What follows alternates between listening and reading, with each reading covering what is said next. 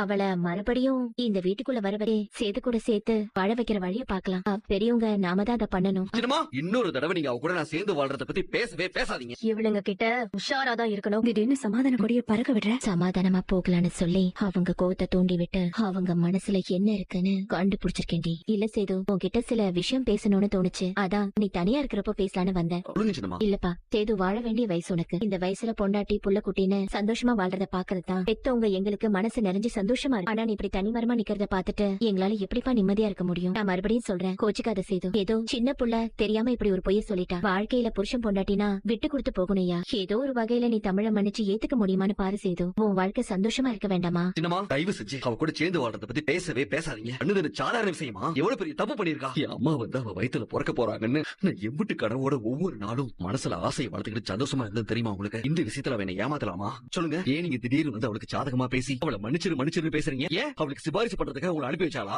ஐயோ, அதெல்லாம் ஒண்ணும் இல்லப்பா. உன்கிட்ட சண்டை போட்டுட்டு போனதுல இருந்து நான் அவகிட்ட பெருசா பேசுறதே இல்ல. இருந்தாலும் இந்த வீட்டோட பெரியவங்கல்ல ஒருத்தியா விட்டு கொடுத்து போங்கன்னு சொல்றது என்னோட கடமை இல்லையா? விட்டு கொடுத்தலாம் போக முடியாது சின்னம்மா. வெட்டி விடணும்னு முடிவாயிருச்சு. அப்ப வெட்டி வெற்றி சேது. சேது, இது நான் உனக்காக சொல்ல. எங்க அம்மா சொன்ன மாதிரி நீ பொண்டாட்டி பிள்ளைங்களோட சந்தோஷமா இருக்கிற பெரியப்பாவுக்கு சந்தோஷமே. நீ இப்படி தனியா சோகமா இருக்கிறது உன் ஆசைக்காக ஒரு தடவை பெரியப்பா இறங்கி வந்துட்டாரு. இப்ப அவரோட மன நிம்மதிக்காகவும் சந்தோஷத்துக்காகவும் நீ இறங்கி வந்து அவளை வெட்டி விட்டுட்டு வேற ஒரு வாழ்க்கை